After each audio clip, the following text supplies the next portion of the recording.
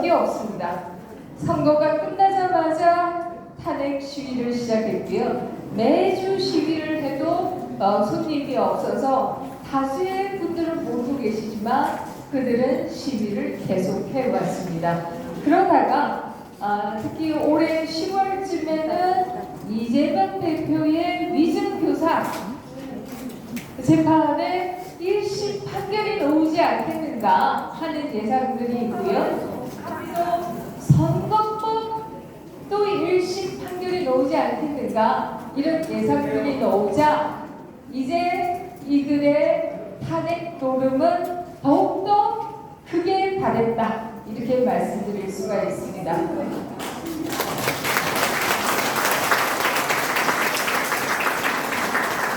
그 탄핵 노름이 크게 달했다라고 하는 것은 바로 지금 현재 진행되고 있는 탄핵 청원 청문회라고 하는 것을 통해서 아마 여러분들께서 잘 접하고 계실 겁니다. 탄핵 청원이라고 하는 것은 아직 청원법에 존재하지도 않습니다. 그런데 이 국보법 위반자가 북한을 찬양 공우해서 국보법을 위반한 국보법 위반자가 탄핵 청원을 시작하자 이들이 이것을 받아서 탄핵 청문회를 이런 상황이 되겠습니다. 이것을 어떻게 막아낼 것이냐? 당연히 불법입니다. 당연히 그것은 어떤 효력도 없어요. 그럼에도 그들은 의회 다수 의석을 가지고 있다는 것만으로 계속해서 밀어붙이고 있습니다. 이걸 누가 막을 수 있을까? 결국은 국민이 막을 수밖에 없습니다. 감사합니다. 바로 이 중요한 시점에 시민대회가 결성되어서 진심으로 감사드리고 진심으로 또 감사드릴 수밖에 없다는 말씀을 올리겠습니다. 사실 제가 국회의원이 되고 나서 가장 안타까운 것이 뭐냐? 그것은 바로 우파 내부가 분열되어 있다. 그리고 우파 내부에서 좌파보다 우리 스스로 더 미워한다. 이게 제가 굉장히 아픈 부분이었어요. 아마 윤석열 정부를 향해서 일부에서는 야, 문재인 이재명 빨리 못 잡아놓고 뭐해? 한판 아니야? 이렇게 생각하시는 분들도 계실 수 있는데요. 그런데 만약에 윤석열 정부가 없었다라고 하면 어떻게 되었겠는가? 최근에 우리가 체코에서 원전 24조를 수주했습니다. 만약에 윤석열 정부가 탄생하지 못했다라고 하면 탈원전은 완전히 정착하고 한국의 원전 산업계는 완전히 붕괴되고 독일처럼 러시아에서 가스 수송관을 통해서 러시아 가스를 가지고 우리만이 그것도 북한을 통해서 들어오겠다. 이런 논의들이 아마 진행되고 있었을 것입니다. 그것을 생각하면 대한민국의 현재와 미래를 위해서 윤석열 정부가 탄생할 수 있었던 것이 얼마나 다행이냐.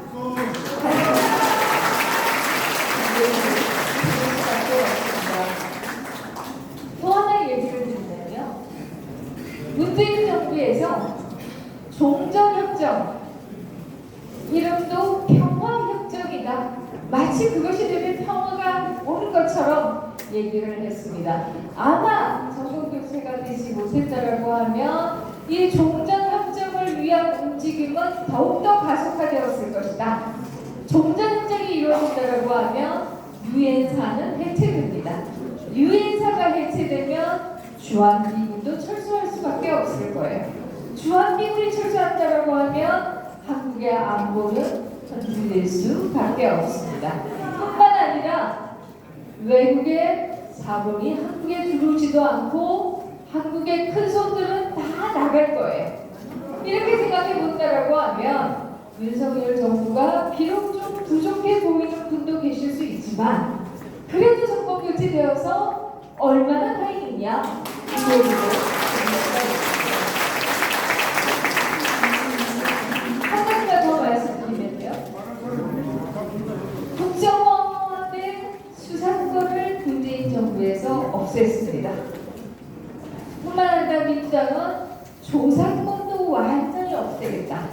라고 얘기하고 있어요. 이걸 막아내고 있는 것은 그래도 윤석열 정부가 있어서 법권으로 막아내고 있는 것이다. 이렇게 얘기할 수가 있습니다. 국정원의 조사권이 완전히 없어지면 결국 말씀하신 소위 저쪽과 가까운 분들 조사할 수 있는 방법이 없어지는 것이다. 이렇게 얘기 드릴 수가 있고요. 제가 여기 계시는 분들은 다 합의하시려고 생각하고 그래서 여기에 계신다고 생각합니다만은 일부의 우파 분들께서 윤석열 왜 이렇게 못해? 하시는 분들에게는 그래도 있어서 얼마나 다행이냐? 라는 말씀을 꼭 생각하고 있습니다. 그리고 또 하나 말씀드리면요. 저의 1호 법안이 소위 공직선거법 개정안입니다. 내용은 1번 그 사전투표 폐지, 2번 투표한 그 자리에서 막바로 개표합니다.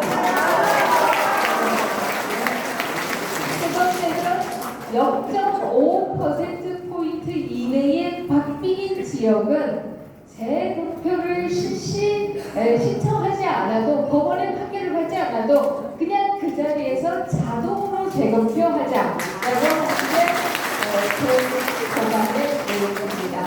이 법안에 대해서 불만을 가진 분들도 계세요.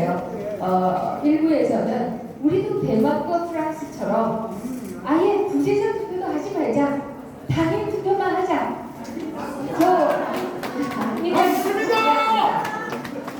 말씀 충분히 이해해요. 그런데 대만은 지난 부재자 투표 제도가 아예 없기 때문에 국민 5,000명이 투표하지 못했습니다. 한국의 국민 숫자는 그거의 10배, 아니 100배죠, 100배. 네, 그거의 100배입니다. 그런데 이 국민들에 대해서 투표를 하나도 못하게 한다라고 하면 과연 이 법안이 받아들여질까 하는 생각을 할 수밖에 없습니다. 그래서 저는 실행 가능한, 물론 제 법안도 상당히 타협 아닙니다만은 그럼에도 제 법안이 실행될 거라고 하는 가능성은 지금 현재로서는 제로입니다.